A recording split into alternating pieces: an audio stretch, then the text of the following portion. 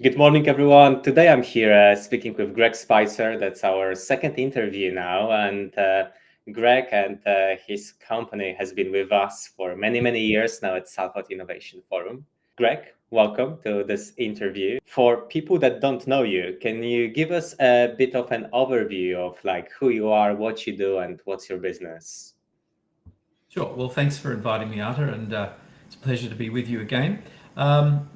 My name's Greg Spicer, and I'm the Chief Executive of XN Global Systems. We're a software company operating in the hospitality, hotel, and residential property space. And we focus on enterprise systems that go into organisations that usually have multiple sites. So that could be a hotel group with 20, 30, 50, or 100 properties in one country or in multiple countries, and we provide cloud-based solutions for them to run those businesses. Usually they're transaction processing systems, so that means they're booking engines, property management systems that check people in and out, take their billing, and also point of sale systems for food and beverage processing. So they're really critical systems, and so our business relies on a service delivery team, and we have a number of products that fit together that deliver all of those things. Oh, brilliant. Thank you for Greg for this overview. And today we are speaking about enterprise sales. And in our community, we have a lot of these software businesses selling to enterprise clients.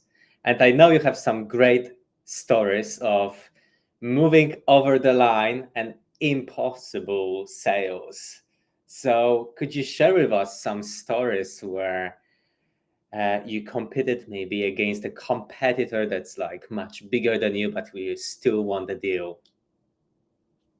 Well, it's a great subject, and I guess when I look back at the sales that I've made in order to help grow the business, I get the feeling that all of them, or most of them, were impossible sales. And I say that because typically we were under-resourced. You know, I was a one-man band in a country pitching for different groups. The product may not have been a perfect fit. The pricing was usually too high, and we were usually outgunned by very big competition. And I'm talking about global IT companies. So, you know, in our kind of company, we have to provide a niche, and we had to do something differently. And our point of entry was usually either a lost deal, or a deal that a supplier had lost, or perhaps a recommendation that we talked to someone obscure, or it could have been an existing customer that was terminating our business and wanted to move on. And in many of those situations, I found as opportunities to engage and, oddly enough, to succeed. So I say that a lot of the sales that have globalized our business have been impossible sales, but they have happened, and they have been the very thing that's driven our success. I mean, if I was to just pick a couple, we had a very long-standing client in the UK. 25 years later, they are still our client, and they had terminated our project because they said the technology in 2000 was out of date. And we had a new cloud technology that was coming in the year 2001, and we offered them that at a very low price as a test client. And we turned them around from a lost sale to a client that's now been buying off us for an additional 25 years. And we often think about that story because it was one question that I asked them at the time of having really considered defeat, and that was having been told that they were not going to be buying systems of our type. And so I said, well, what are you doing then? You know, what are you doing then to, you know, in your IT department? And they explained that they were investing in a cloud platform. This is in 2001. And during the explanation, I realized that our new product that had not been launched yet would potentially run on that same infrastructure.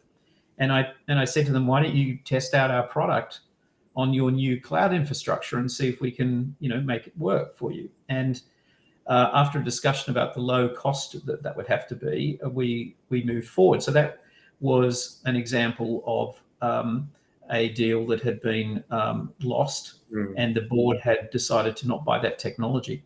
Another example of a lost deal was when I had a colleague in Australia that had a long list of sites and prospects that he hadn't been able to convert. And I decided to go and meet them one by one. And the very first one I met explained to me that they'd thrown our proposal into the bin, and that the proposal was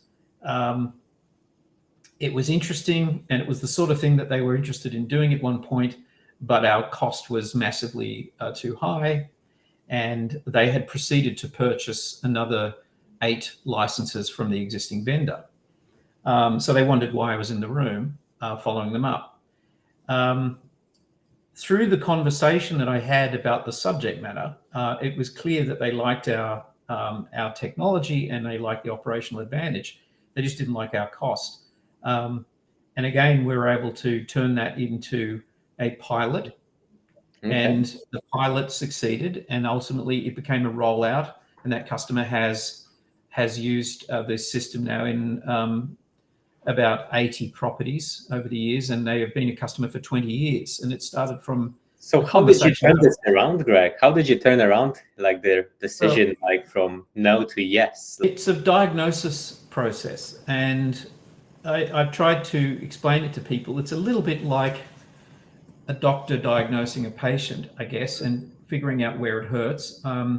They give you a couple of clues usually, in a meeting, and the pain points, I guess, might be one way to describe that. But in this particular meeting, I got the feeling that we had something that they had considered nirvana, technology nirvana, because there was a disagreement going on between the CEO and the CFO about the fact that they were going to centralize their business on technology. In other words, put it on the cloud instead of running it on premise.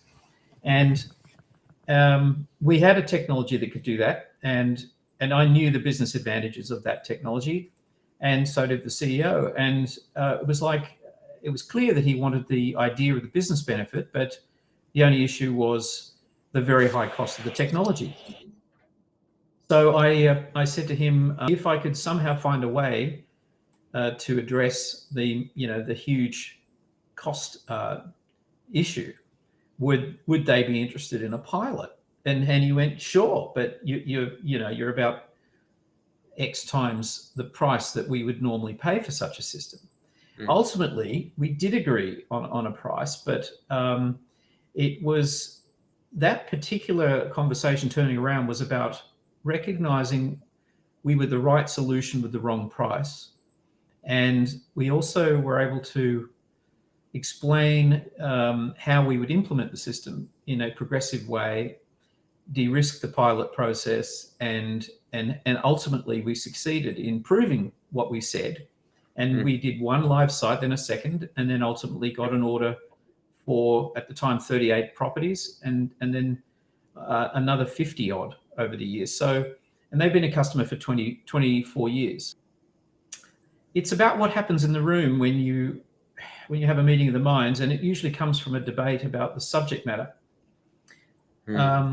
Asking the right question is a really important thing, and diagnosing the problem is a really important thing as well.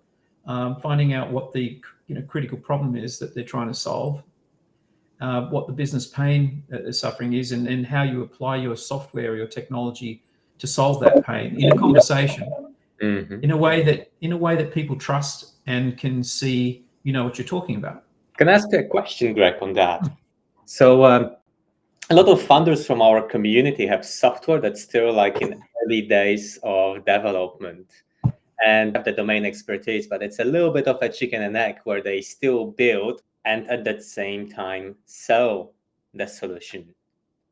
And have you experienced that in your cycle when you prescribed solution, you analyzed, you went through this in-depth discovery, but the software didn't exist? Oh yes. Well, the most recent deal we won in Europe, which was a very large multi-property student housing deal, was again one from a lost deal, where we proposed a solution and came 17th in the first round. they ultimately told us that was our position in the first round. And then one of my colleagues in the UK sent me the tender, and I realised that it was the roadmap that we were building in another product line, and that roadmap was well detailed in this RFP. And so we responded a second time and said, look, we believe we have the right product planning. So we have the vision, but we don't have the version. And we were able to articulate line by line what the operating software would do. In other words, the questions of the exam paper were answered probably best out of the remaining shortlist. So we went from 17th to a shortlist of 3, and then we had several rounds of dialogue to explain how we would build and deliver the solution in time for the project. And because of the history of our business, and there was a fair amount of trust, I guess, they awarded us the project. So we went from 17th to 1st, and then we had to build a major part of the system in time and then roll out that system in parallel to live operations. So it was an incredibly hard project because we had no software we only had 1 module out of 3 modules built, but the remainder was built in parallel to the rollout of the project. So it was incredibly high risk. Ultimately, though, because we understood the subject well and my team worked very, very well with the customer, we were able to deliver it step by step, and it took us 18 months. And now a very happy customer and a reference site, and we now have 7,000 apartments live with them in Europe. And that was an example of not having the solution, having the vision, and delivering the version. Oh, brilliant. I love that. I love that. And then you mentioned something about, in our previous discussion, about writing incredible good proposals. Can you expand on that? Because that's, I think, a key kind of for enterprise sales. Yeah, that's true. I mean, you usually, where there's a lot of money spent in software, there's a request for proposal, and typically that's written by a consultant or the business or both, and it's usually a very demanding document. Sometimes these are 30, 40 pages, lists of questions, and they provide a background to the organization and the business use cases and the benefits that they're seeking out of the digital transformation. So you get a lot of background in these RFPs, and in order to get onto the shortlist and not be thrown out in the first round, you've got to have, you really have to have digested the intent of that RFP and understand what it might take to be a winner. And so what I usually do is do a fair bit of research about the way that the business is operating. A lot of that you can get publicly. In some cases, you've got to go and visit a site to actually understand what it means. And then you can personalize your answers in 2 ways. One, by addressing every answer to the specific business that they are, understanding what they are, the dynamic of that business, the heartbeat of the business, the character and personality of the business. So when you're writing the answers, you're addressing it not to, just anybody, but you're addressing the answers to a specific business and the issue so that they know you understand them. And the second thing that we do very well is we articulate the benefits of the product as well as the features very clearly. So if they've given us a 1-sentence question, then we explain not only can we do this, but we explain a side point or an extra point that explains how they would gain additional value from this. And they see through the answers that we have a tremendously deep understanding of the question.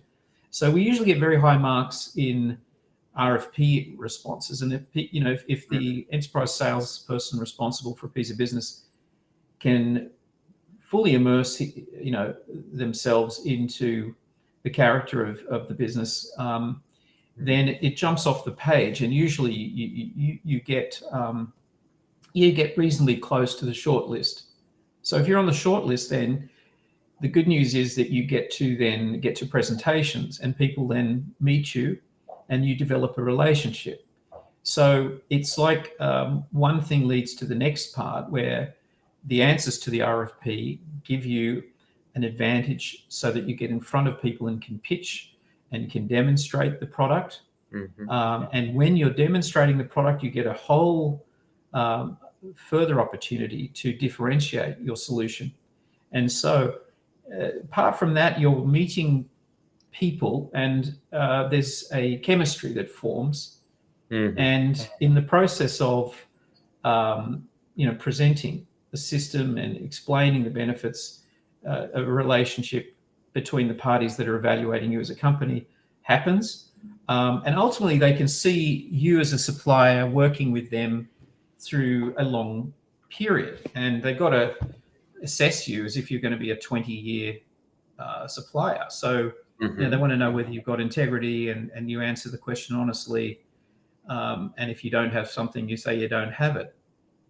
But if you understand the question well, and you can explain how you would approach delivering the answer, they get the idea. So there's something quite interesting you said there that caught my attention. That was about the differentiator. So I'm guessing there is a lot of companies operating in a similar space during this RFP. How do you find your unique selling point? This differentiator is like a benefit? Is that like a feature? Is that the thing about the company? What it is? Well, we're almost always the underdog, in a sale, because, as I said, we're usually competing against global brands that are entrenched in these businesses. Typically, we're fighting to get in, and it's unusual, but sometimes the differentiator is our technical skills. So, as an example, we can do things quicker than major companies because we have less of a client base to bring with the change to the system. So, in other words, if you had 10,000 customers on a product, any small change is a major impact. Well, I can tell you we're building an enterprise system for another project in Melbourne, and each module is being built extremely rapidly because we have no client using this new module. So it's coming together very quickly. So our speed is a differentiator. And the second part is what I would call the last mile. And the old saying of the telegraph company that puts the wire between the pole and the house is the last mile. Well, in our case, the last mile is the specific features and functions that the customer has articulated that are important to them. And again, because of our perhaps smaller scale, we're able to customize the solution in such a way that the product develops off the back of project-specific requests. So ultimately, the customer gets their own input to the product, and that turns into a standard feature for the next product, for the next customer. So differentiation happens by both technical skill and also by bridging the last mile in the customer's mind, and having something that has been personalized to their business. And I guess smaller points along the way happen. People realize that you have a stronger commitment to them than might be the case, in a bigger company. You might be more flexible with the pricing. You might be, for example, able to give them better service plans because of what you can offer. My career is the story of winning impossible deals. Well, this one was interesting because having sat next to a gentleman in Singapore, who had an opportunity in India, I was saying that he said we didn't have a presence there and therefore we were excluded. I assured him we would put a team in there. We got involved in the RFP, and then on the first day of meeting his team in India, we were pronounced the winner of the deal. They now have 100 hotels with us, and they are India's fastest growing hotel group. So it's quite incredible because that sort of deal had already reached a conclusion with another vendor being selected. And we sort of came in after the fact and had a better solution. So, it goes to show you that there's a chance to keep something going even when it's closed. And we've won several deals that have been closed by being a better solution, some of which have been closed for months. That is to say, they've already picked enough suppliers or the right supplier, and yet they let you in because they realize you're a better fit. So, you never give up on something if it's, if it's gone another way. There's always a chance that you have a better product or a better service. So, question here for you, Greg, because like I'm speaking with a few founders in Manchester, and some of them already have a healthy traction. Some of them raised a significant round of investment, and sales up to date were led by the founder, by the CEO of the business, because of the incredible knowledge about the product and market and industry. But they're like at the stage of bringing more people, hiring more salespeople, like a director of sales, someone that's going to maybe build a team around them to like accelerate the sales for the business. And in your experience, because like you have the incredible knowledge about the industry, but if you were to bring someone on board to do your job in enterprise software sales, what would you recommend to those people who are like a bit earlier on their journey? For the younger ones, I think it's a bit of an apprenticeship. I think working with someone who has developed sales success in enterprise selling means actually going along and watching it happen, because it's very hard to explain unless you can visualize what happens in a room where you have 50 people who don't like you, and then how does that go from that situation to them standing up and giving you a standing ovation. And that was the story that we had in one of our sales in Singapore. If you weren't there, it would be very hard to explain it to a person who's learning. So it's, when I say it's an apprenticeship, it's a bit like hunting. You have to go into the jungle and learn to hunt yourself. And if you don't do it, you naturally you go along with someone who's very experienced, and you watch them hunt, and then eventually you throw your spear and you get good at it. It does take a while to learn how to talk to people in such a way that they trust you and they know your subject. So it's really about investing in knowledge and being able to answer any question at all that you're asked. And I guess one of the strengths we have is literally any question we can get asked. If we don't know the answer, we say so, we find out. But on the whole, we always come across as a company that knows what the meaning of the question is and knows how to answer it. So if I was trying to train somebody, I would insist that they were a product expert, and that is two levels: one, knowing what the product does, and secondly, knowing what all of the use cases really mean. And the use cases are, of course, the business situations and contexts that the product's built to address. If you don't understand those, you'll always miss what someone means in a question. But if you really understand the use cases and the context and the benefit that they're trying to, describe, if you can understand the difficult problems that people have, then it's a little bit like being a doctor. You know where to sort of search to diagnose, and ultimately you find the root cause of the problem, and then you can provide the right pill for that problem. And that pill is usually an answer that you point at and explain, okay, you mean this. And then the person who's asked the question, knows you understood the question, and you've got a solution for it. So look, anybody learning this has to learn to be a product expert. They have to be a great communicator. They have to understand the business domain of the client base, and really understand what the pain points are and the use cases are that people live with all day. I was fortunate because I came from the hotel industry, so I understood the domain through my basic training. I then understood the IT domain because I was an IT manager in a hotel. And ultimately, I became a kind of an apprentice sales guy. And so I learned the art of selling. And then because I did it step by step in that way, it eventually became a career for me. And there was something really interesting which we spoke about like a few weeks ago, and that was about stage and then interview stage. Different views on how sales could be run and what's important and what's the common kind of take on making the sales work. And you had a really interesting and valuable method which I used myself, and it worked brilliantly. Could you tell us more about it, Greg?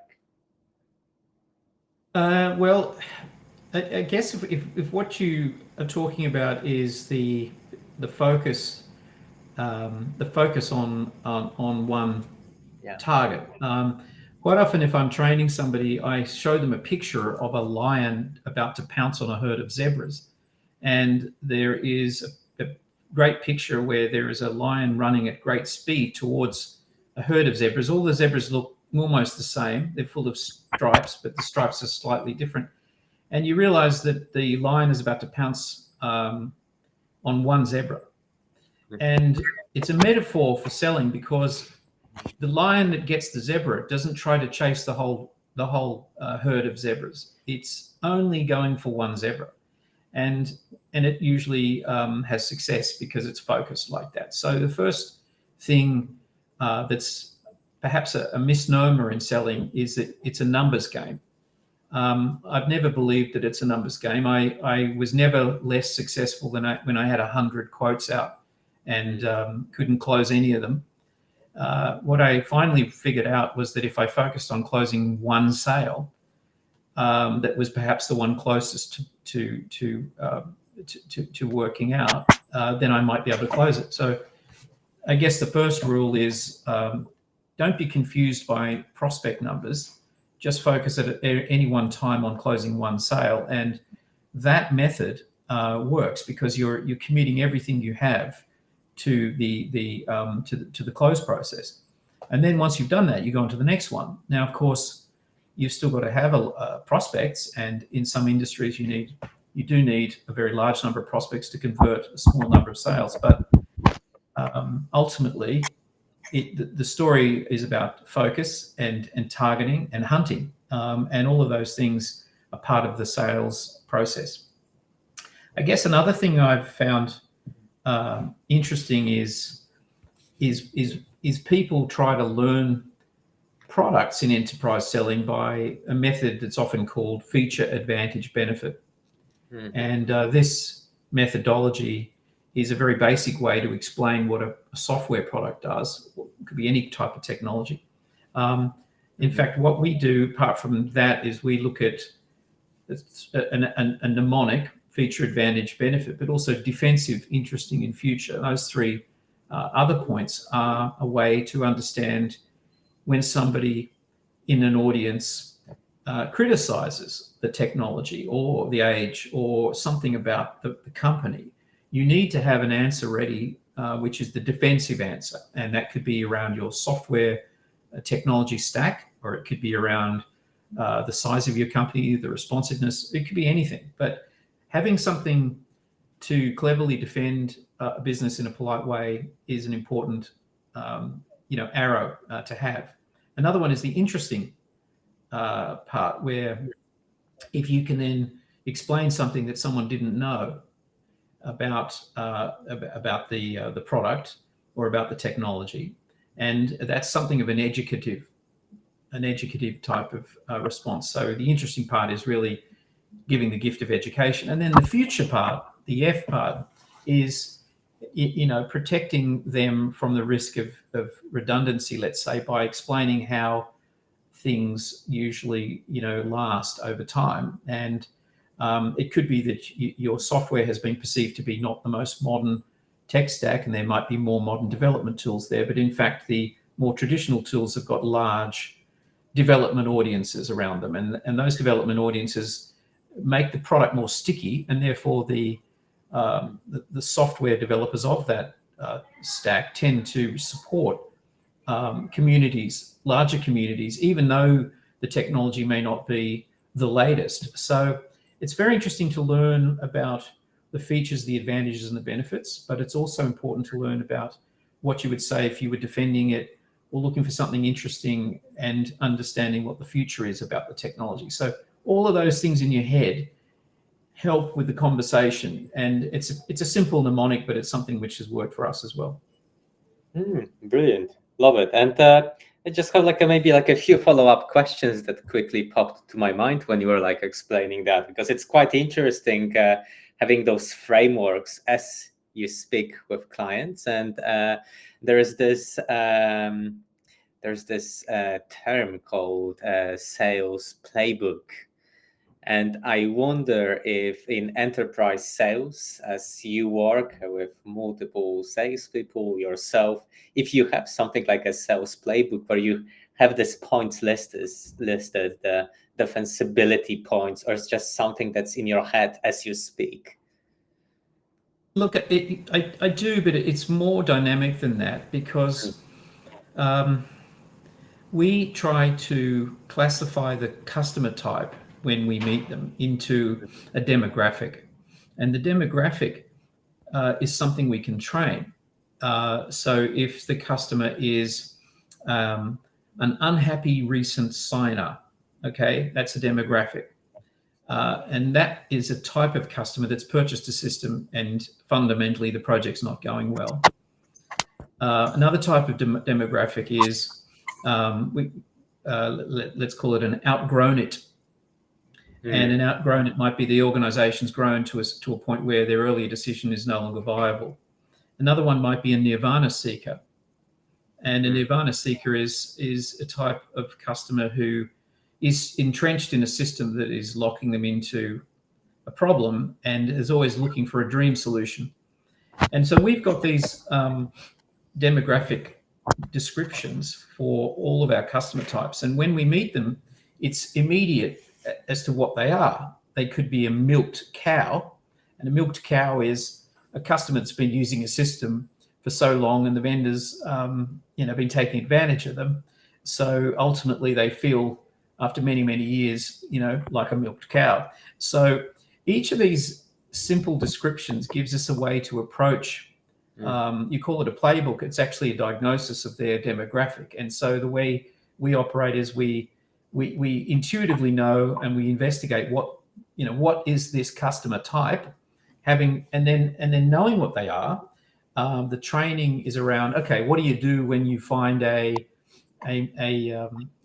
outgrown it? What do you do when you find a nirvana seeker? What do you do when you find a milked cow? And so on. So each of these is a master classification that helps you rapidly sort of pick the right weapon for the situation. And if you think any of that was sort of understood, at least if it wasn't in our training, it was something which we figured out in reverse as to why we were being successful. It's like an understanding of the customer demographic led to the right solution being proposed. An understanding of the customer demographic led to the right product being selected and the right services being proposed. So it's more about really understanding the nature of the target than it is to try to come up with something artificial. Oh, love that. I absolutely love that. Thank you for sharing this, Greg. I want to move to last chapter of this interview, Greg, and that's about the modern ways of selling versus the things that worked in the past. And by modern ways of selling, I mean all this like marketing, ads, and SEO, and all the things which people get bombarded with, promising the big dream that, that's how you're going to sell your software. What works for you? And from your experience, what's the different past, present? Yeah, that's a great question. I mean, we've had many methods of generating prospects over the years. Perhaps the one that's the most successful is trade show guest speaker sessions and panel sessions, because ultimately you might do a 10-15-minute panel and it's clear to the audience, who usually are buyers, that you're a subject matter expert. So if you've got a small booth and you've been invited onto a trade show panel, that's the only advertising you need to do to show everybody that you know your subject, you've got something to say, and they usually want to talk to you, and they come to you after those sorts of sessions. Now, if you compare that to modern marketing with deluge campaigns with LinkedIn Sales Navigator, or people reaching out on click campaigns, and we've we may have had some of the large funnel numbers, a few people who have clicked websites and sales and marketing campaigns, and in order to, I guess you could say, fill our prospect funnel, but almost none of those become sales. And the only real sales we've made are with people to people selling. And I have made $500,000 sales from having a cup of tea next to somebody who had a problem and had no idea what the solution was. And I was in China one time having a cup of tea and a biscuit, standing next to a gentleman who was explaining what he did, and I explained what I did. And then I asked him a really good question, and he went, "Wow, what's that?" And I explained what it was, and he said, "Can you come to Shanghai and explain it to my colleagues?" So I got a $500,000 order from that conversation. That had nothing to do with SEO. It had nothing to do with clicks. It was simply people to people selling. And really senior buyers, CEOs and the like, you differentiate yourselves just by talking to people, and having a normal conversation with them. And most people like me have to delete 50 emails a day that are these modern marketing methods. I mean, I just simply delete them because I have no time to read them. But if I meet somebody, or if somebody rings me and I manage to talk to them, they've got a chance, and I've got a chance too. Lovely. So I'd say I'm very old-fashioned, very old school. I think there's a difference between marketing and sales, and I think marketing is what all of this modern stuff is, but sales is a totally different art form. Sales is really hunting. Marketing is about attracting and branding. But if you're actually going to be a hunter, you have to learn to hunt, and that's not really marketing. It's about getting near. Perhaps marketing gets you near the fish. If you were a fisherman, someone is a spotter, they might be able to get you near the fish, but you have to know how to fish to catch that fish. You have to know when to get up and what bait to use. And really the art form of selling is hunting in a really particular way, knowing, all of the characteristics of the client, and then addressing the bait in the right way at the right time to the right person, and then you've got half a chance of catching that fish. And quite often they get off the line and you lose them. But once you know how to land an account, it is really exciting. And so what happens is very similar to having a fish on the line. You know when you're in the short list, and it tends to have an excitement to get to the end. And sometimes you win, sometimes you don't. But it is a very exciting job. Lovely. Greg, I think that's a good time to finish with this chapter about past, present sales. And that was super valuable. And I think our audience will learn a lot from all the insights and tips you shared based on your experience scaling a massive business. I know you say it's like kind of not as big, but in my eyes, it's like a massive corporation, great success that you've built.